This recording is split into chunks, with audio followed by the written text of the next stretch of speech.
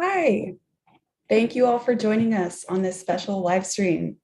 I'm Delana Marti, Vera Aqua Vera Vita's Communications Director and the moderator for today's discussion. Today is Imagine a Day Without Water, created by the U.S. Water Alliance to raise awareness and increase support for all those who live without access to clean water. We're so excited to be hosting this panel with individuals all the way from Piura, Peru, who enable and aid our mission to bring clean water to rural Piura. We have three panelists with us, and with the help of Ricardo Arbulu Guerra, our Peru Projects and Programs Director, we'll be able to bridge all language barriers and translate as needed. Without further ado, we have Mahira Velasquez, our volunteer community liaison for Vera Aqua Vera Vita on the ground in Piura, Peru. We have Father Joseph Ewan, the pastor at Santissimo Sacramento Mission Center in Piura, and Eduardo Palma, Vera Aqua Vera Vita's board member and active member of the Rotary Club community in Piura. I'd love to ask you all just to introduce yourself a little bit more and explain how long you've lived in Piura, how you got connected with Vera Aqua Vera Vita. Mahira, would you like to start? Mayra, comenzamos con las introducciones, con las presentaciones. Okay. Good morning, everyone. My name is Mayra Vasquez. I am 29 years old. I am Peruvian journalist. I am very happy and very grateful for the invitation. Thank you so much. I am very happy for to be volunteer in Vera Aqua Vera Vita. Thank you so much, Maria. Thank you, Diana. Absolutely. Father Joe, would you like to go? Yeah, sure. So I have been in Piura, Peru for 29 years, and I'm pastor at a Catholic parish. I met Jacob when he came down with the St. Anne's mission group from Coppell, Texas. And so we knew each other when they first began to come down. I imagine it was maybe a dozen years ago or so. And it was probably about that time that he was starting up Vera Aqua Vera Vita. So it's really been great to see the development of this work in bringing water to those who are in need. Absolutely. Thank you, Father Joe. And Eduardo? Good morning to everybody. My name is Eduardo Palma. I'm 71 years old, and I have lived in Piura for 70 years. I lived 1 year in the States in 1969. I'm industrial engineer. I'm retired, Rotarian since for 40 years so far. And I got in touch with Vera Aqua Vera Vita because I was invited by the governor's office to be a translator in one meeting between Vera Aqua Vera Vita and the regional government of Piura. And from then on, I got in touch with Jacob and the people from Vera Aqua Vera Vita. And since then, I was nominated as one of the directors board. I'm very happy to be here and willing to answer the questions and explain what we do. Thank you. Thank you so much, Eduardo. Thank you all for those introductions. And without further ado, we will jump into some questions. So for our viewers with additional questions, please comment on the live stream and we'll relay those questions to the panelists as they come in. All right, so to get us started off, a simple question. What one adjective would you use to describe water? This is a question to all the panelists, so anyone who has a response. Allow me to translate this question to Mayra. Thank you. Mayra, recuerda que puedes hacer tus comentarios si deseas también en castellano para que puedas responder más extensamente si deseas. Entonces, ahorita vamos a conversar sobre qué palabra se te viene a la mente cuando piensas en agua. So the question is, what word comes to your mind? Pureza, la palabra. Thank you, sorry. La palabra pureza. El agua es vida y es pureza, ¿no? Entonces debemos trabajar para que el agua mantenga un ciclo de vida limpio, que sea a beneficio de las poblaciones y las comunidades que están acostumbradas, lamentablemente, a tomar el agua turbia, el agua sucia, contaminada. Entonces, pensar en agua que es vida es pensar en un agua limpia, libre de algunos residuos o libre de colores que tengan que ver con la contaminación. Entonces, es muy importante que el agua se mantenga en su estado como es. Y para eso, nosotros tenemos que apoyar junto con las comunidades y como ONG, apoyar para que el agua tenga y llegue a los hogares de una manera limpia. Well, Gracias. interesting. Thank you so much, Mayra. The word that comes to her mind and the adjectives that come to her mind is actually more like a word. It's purity. She says that most of the time communities are just basically used to use water that is not pure, which is not ready for human consumption, not even clear water. And this is the kind of thing that we need to take care of. We need just to change people's mindset about water, about how they approach to water. I mean, people in these communities, they basically are used to this, and this is not okay. And purity is the word she chose. And well, let me tell you, I agree. It's something that it's pretty much, it must be a milestone for water consumption, and unfortunately, it's not. Muchas gracias, Mayra. Thank you so much, Mayra. Thank you so much, Maida and Ricardo. Father Joe and Eduardo, do you guys have a word? Yeah, I do have a word. This safety, life. Water is life, it's safety. Pure water give you happiness, give you life, give you love, and especially give you future. Absolutely. You ask few words, I gave you few words. Thank you so much, Eduardo. Thank you, Eduardo. And the word that comes to me, of course, with my Roman collar here is the word salvific. So water saves us. We need water on all levels. Of course, the corporal level that saves us from dying. And it brings to mind Jesus' words as he was dying on the cross, I thirst, and how he desired that thirst on many levels. And I would think also on a very physical level. And that's where a lot of our people find themselves desiring water just to get by a day of work here in this desert of Piura. But also it's salvific in a spiritual sense, because so much of the population here is Catholic, at least 90%. And then beyond that, there are many, many Christians. So almost 100% almost would understand that water is salvific in the sense of baptism and the spiritual life. And really, it's a graceful gift from God. Water. It's been placed in our lives so that we can function both spiritually as well as corporally. Absolutely. Thank you, Father Joe.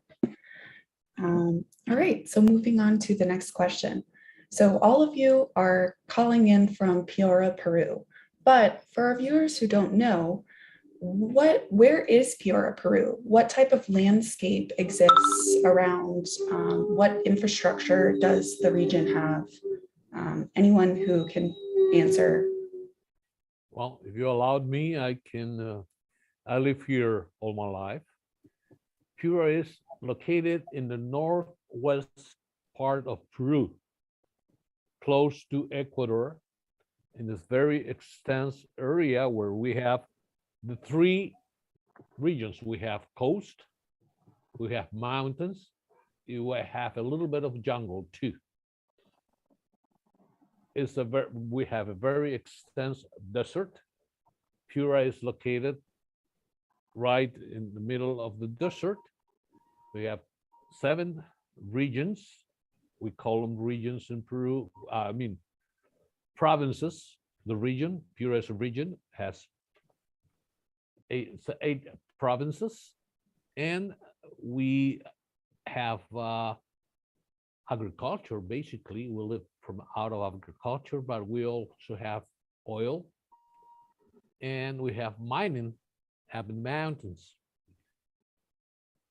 Piura is a location where cotton was the main product for many years. Now our fruits. Now we produce fruits. Arándanos, we got avocados, banana, mango, lemon, and petroleum. But we have quite a lot of poverty too, up in the highlands and within the coast. So Piura needs a lot of things. Needs from the Piurans to look inside ourselves and try to do things that is needed. Water is one of the problems, like Father Jose said. We are in the desert. So you can imagine the water is not a source that you have quite a bit. So we need to treat, to make the small amount of water we have to make it safe so people can get safe water. There are many communities in Piura who don't have safe water. They drill wells, but the water is not appropriated for human consumption. So they have to boil it, they have to treat the water in order to use it. And they don't have the resources to do that. There are communities that have to travel 5, 6, 7 miles to get the water every day to cook and to do their personal use. So we need, and I saw the video you sent one day with 1 gallon of water. I tried to do it yesterday, and honestly, it was very, very hard to survive with 1 gallon of water. Now, if we imagine the communities where there are families with 4, 5, 6 members, and I also made a test, and I went to family and gave him 20 liters, so 5 gallons, and said, live with 5 gallons a day for the whole family. Fortunately, at the end of the day, they have 1 gallon left. So with 5 gallons of water every day, one family at least has enough water for themselves. Piura needs. Our location urges us to get these people with safe water. That's something I wanted to say. And I explained where we are located. We have 2 million people population in the region, and about 25%, 30% don't have water in their houses.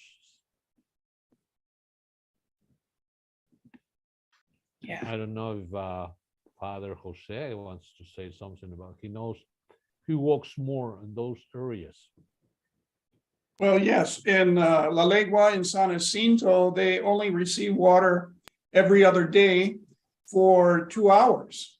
And so what they do during those 2 hours is fill up buckets. And then for the next 2 days, they will use that water for everything, for cooking and drinking, washing clothes, bathing.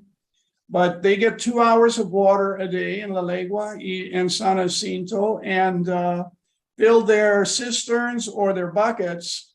It's part of the life. And a child might stay home from school one year just to help the family fill the buckets with water and then go back to school the next year. Sometimes that has to happen just to take care of water in a family. But my workers, most of my workers at the parish live by that dynamic of having 2 hours of water every other day. But they seem to get by okay, but it is a lot of work. It requires being there at the hour, the 2 hours that the water's turned on, and filling those buckets. Now, we have also had occasions where the pumps have failed. And this, of course, causes a crisis.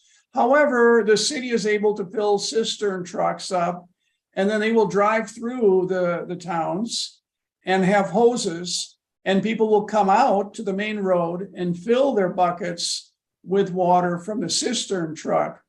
So that has happened on occasion where they have these submersible water wells that are dug and provide the villages, with water. But it is a desert out here, and it is a reality finding. Thankfully, there is a good aquifer. There is water underground, but it takes great skill to find that water that can be used and at the depth that it should be, and then make sure the pumps are taken care of.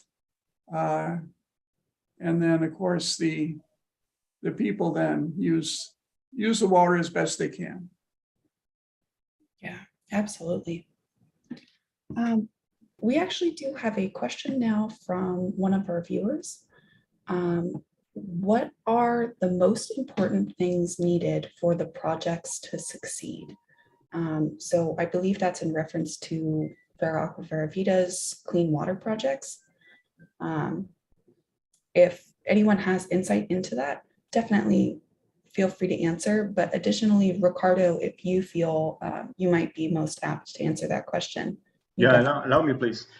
I would say the number one challenge is going to be the permits and the authorizations of local authorities, such as the local water authority, that basically requests several hydrologic data that sometimes is hard to get and sometimes it's really expensive to get, and obviously involves upstream and downstream offer and demand, ecologic balance, hydraulic stations, and that's actually really sometimes it's not proportional to what we really need to, and it's not proportional to what is actually necessary in a functional approach to actually build these plants.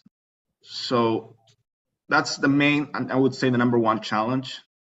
So we work hard to compile this data, really hard, and to have all the green lights from all types of authorities. And this is something that I would consider is the number one challenge. Yeah, thank you so much, Ricardo. I could say something about it. What we need to get this project run. Is that the question? Yes. What are the most important things needed for the projects to succeed? Well, the first and main need in this project is that the population where you are going to work with to be aware that they have to take care of what we're doing. Personally, sorry, I'm going to talk about personally. We have done 7 projects so far, but before we work on the project, we go into the community, we explain them what we are going to do, we explain them that they have to look for it, to take care, and to work for it. All the plans, all the projects has succeed.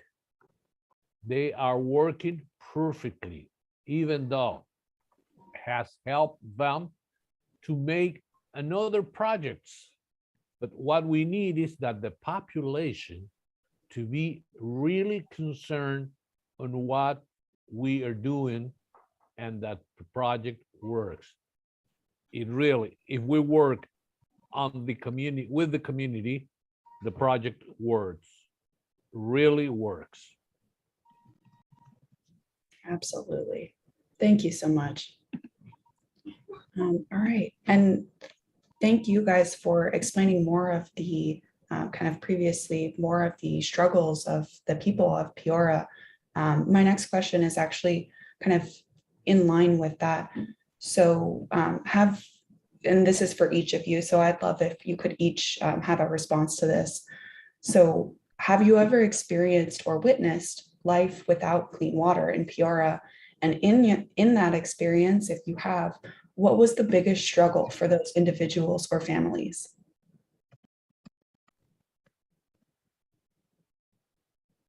Who wants to go first? Well, personally, I have experienced people without water, and they had to travel 5 miles to get water every day. But now they have a plant within their places. So the community did the work to get a pipe from the source to their village, and the plan to potabilize the water was put in their village, and now they have the water in their village. They don't have running water in their houses. But the challenge, the biggest challenge, was to convince the population to accept the project and to get the water. I've seen them walking, pulling a donkey with 2 barrels to get the water, 7.5 kilometers to get water. That's my personal experience. Now they have the water in the village. Mm-hmm. Great. Thank you so much. Father Joe? Yes, many of the neighborhoods like Los Polverines and many neighborhoods just have a meeting point for water. It's like a water well, but it's more like a spigot that's public. And people will go and you'll see maybe 24 buckets around the water spigot and a number of people waiting to fill up 2 or 3, whatever they can bring back to their house. And that's just a daily ritual for many neighborhoods. They'll have more than one spigot, depending how large the neighborhood or village is. But for many, that's their reality. There is not running water into the homes. Eventually, what they try to do is get a spigot in front of each home, and then that family can either fill up in front of their home or run it into their house if possible. But many these neighborhoods, especially the newer neighborhoods, all they have is a gathering place to fill water buckets and bring it back. So it's just part of their life. And sometimes the water doesn't come. So they await with great anticipation a cistern truck to come out to them. And until that happens, they have to find a way to get the water they need. It is a challenge, but the people here are very good and generous and kind to each other, so they help each other out. But nevertheless, those are realities that have to be faced. Mahira, tal vez tú puedes contarnos sobre ocasiones que no hay agua. ¿Qué sucede cuando no hay agua por un día, 2 días, una semana? Thank you, Padre. Un momentito, ¿sí? Sí, la verdad que yo he tenido la oportunidad de vivir esta situación. Usted sabe, yo vivo en un asentamiento humano al cual pertenece a la jurisdicción de la parroquia. Y cuando yo era niña, junto con mis hermanos, tuvimos la necesidad grandemente de no tener agua. Toda la comunidad, todo el asentamiento humano. Y solo algunas casas tenían. Entonces teníamos que salir con nuestros depósitos a llenar el agua, traer la casa y realizar las actividades domésticas. Y eso lo hicimos por mucho tiempo. Gracias a Dios, con las autoridades locales también, pudimos tener agua en nuestras casas. Y actualmente se cancela. Pero sí conozco las comunidades. A través de la ONG Ver Agua Ver Vida, yo he podido llegar a comunidades de Tambo Grande, del medio Piura por Sullana, también Curumuy, y se ve la necesidad de la población. Ellos se ven obligados a consumir agua contaminada y tienen que hervirla varias veces para poder consumirla.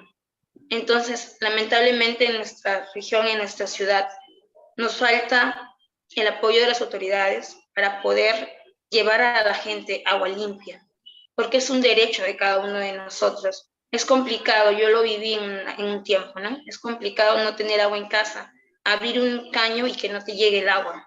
Entonces, nos esforzamos y nos organizamos para solicitarla. Y es lo que están haciendo las comunidades en las cuales estamos trabajando nosotros, que yo he podido conocer. Los líderes se están organizando con sus comuneros, con sus activistas y con la población en general para poder tenerlo. Y bueno, ver Agua Veravita es una oportunidad para que ellos se sigan organizando y sigan luchando por este derecho que necesitan. Y es complicado porque Piura es una ciudad desértica, como lo explicó el ingeniero Palma. Y imaginemos una ciudad desértica con mucho sol y sin agua. Es muy complicado tanto para las personas como para los animales y para la producción agrícola a la cual estamos acostumbradas a trabajar. Eso todo. Thank you. Yeah. Allow me, Elena, to translate really quick what she said. So basically, she underwent herself this situation being in the very city, not necessarily even far away. Her whole neighborhood just opened the sinks and there was no water flowing. So that's not comfortable, especially if you are already used to it and having to walk the whole neighborhood to basically, for a long period of time, recover water somewhere else, and just especially undergoing this in a city like Piura, where it's a desert already, and then it's really hot. It's definitely twice as hard to do this, to undergo this kind of situations in Piura. Well, she now that she's volunteering for Vera Aqua Vera Vida, she's surprised that many people just basically live like this all year long, even in locations where it's even hotter. There's a more violent weather, and well, she underwent all that. She's genuinely cooperating significantly with all of us. Absolutely. Thank you, Mayra. We have one more question from Chris.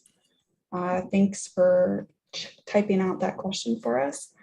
What type of regulations are there for water and wastewater in Peru? Yeah, I think I can answer that.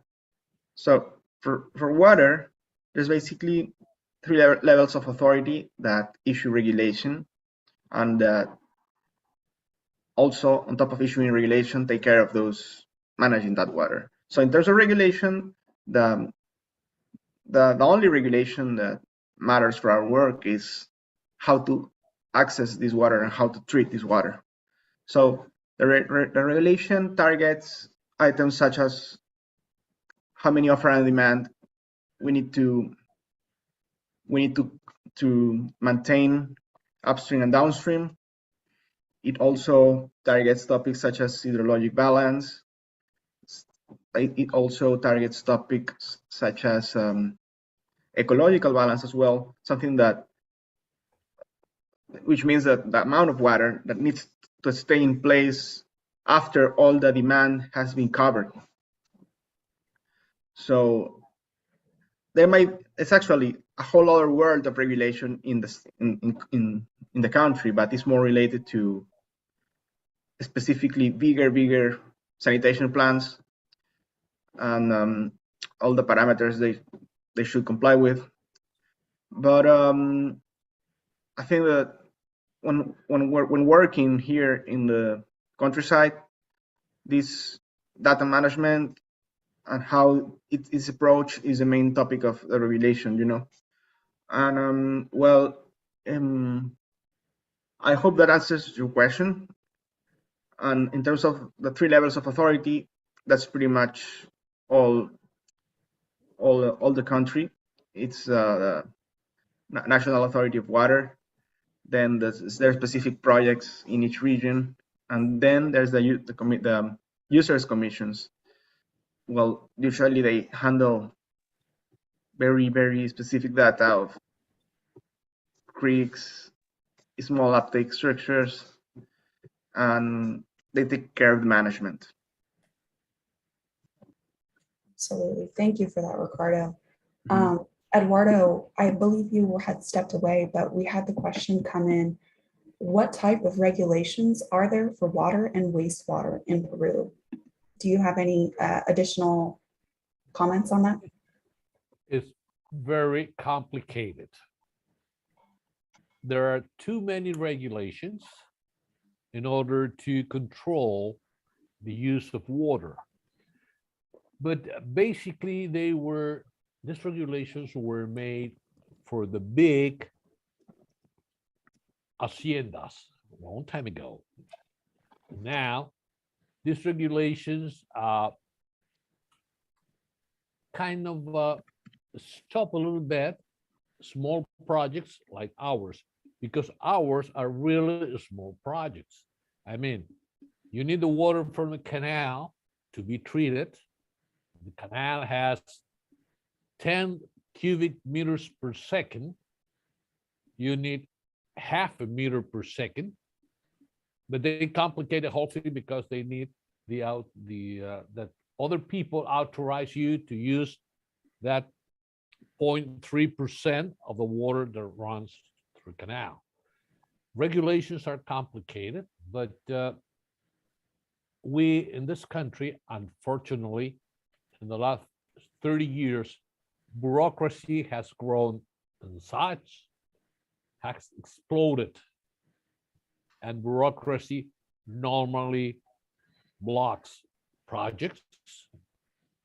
And I told Ricardo that needs to be treated with them directly, explain them directly the needs, because regulations are really, really a problem. But this problem can be solved too, and we are going to solve it soon, very soon. I promise that. I'm gonna get involved in the problem. So I'm here. The office is not far from where I live, so I can go and knock the door and say, Great. just sign, period. Yeah. Yeah, that will help a lot. Yeah, I know. Well, on top of all that, there's, as you mentioned, regulation targeting surface water. There's also regulation targeting underground water, but that's kind of included in what we were just mentioning. It's really a pain in the head.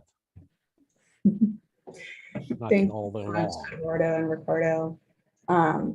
All right, so this is going to be our last question of the our session here. And actually, it's for you, Father Joe. Father Joe, would you speak on some of the more spiritual aspects and uses of water within the Catholic Church and faith? And I know you had briefly touched on this earlier, but even more specifically, what does that look like within Santissimo Sacramento, your mission center? Yeah, so the desire for holy water is extraordinary. It's a phenomenon. And so here we are in a desert with thirst, and that thirst is not only physical, it truly is a spiritual thirst. And everybody will come with something to be blessed. They will either bring their cars or motorcycles to get blessed outside the church, or they will come in with buckets and bottles of water to get blessed every day. Every day there are many, many people looking to bless something, holy cards and rosaries every day. Today, I've already blessed a dozen things before this meeting. And, but besides that, at the end of Mass, we don't have the custom here of having holy water fonts as the Catholic churches in the United States do, where you can just dip your hand in and make a blessing. Here, the people wait after Mass where they are sprinkled with holy water. And you will have 25, 30, up to 50 people after Mass wanting that holy water. So it's a sacramental. It connects them to the grace of God. It connects them to the grace of their baptism. And really, it is a life-giving. I mean, water means life. Well, to the people who are mostly Christian and Catholic here, it really does mean the grace of God. And they want that blessing of water for everything and every day. I mean, their homes being blessed. But here at the parish and any of the chapels I go to, there are always many, many people every day wanting a blessing with water. It's wonderful. It really is. I mean, it's just as an understanding of how powerful water is in our lives, in our physical lives, as well as our spiritual lives. It is a spiritual reality, water. And it has been. I mean, Jesus was baptized, and then he sent the apostles to baptize in the name of the Father and the Son and the Holy Spirit. So really, it is a powerful, especially in Peru, that is so Christian. It is a very powerful reality on all levels, especially the salvific and spiritual level. But it's wonderful to be a part of that because as a priest, I'm able then to bless that water as well as offer it to the people seeking to be sprinkled with holy water. But it's a marvel. And if you can get to a Catholic country that really, I always say, especially in Latin America, but I think in Africa, you would find the same thing. Really, it is a phenomenon. It is a powerful phenomenon to be appreciated and really moves the faith and the people. It's wonderful to see. Thank you so much, Father Joe. All right, and with that, we will close out the question part of the session. Thank you so much for all of the panelists, for all of your discussions and testimonies and insights. I hope that all of our viewers learned a lot, and I know that I definitely did, so thank you again. Thank you for our viewers, just for tapping in and learning more and for asking questions. Ricardo for translating. And again, just thank you all the panelists for coming here and sharing with us from so far away. We really, really appreciate that. Right. Together we can give true water, true life. Yep. We imagine a day without water, everybody. Yep.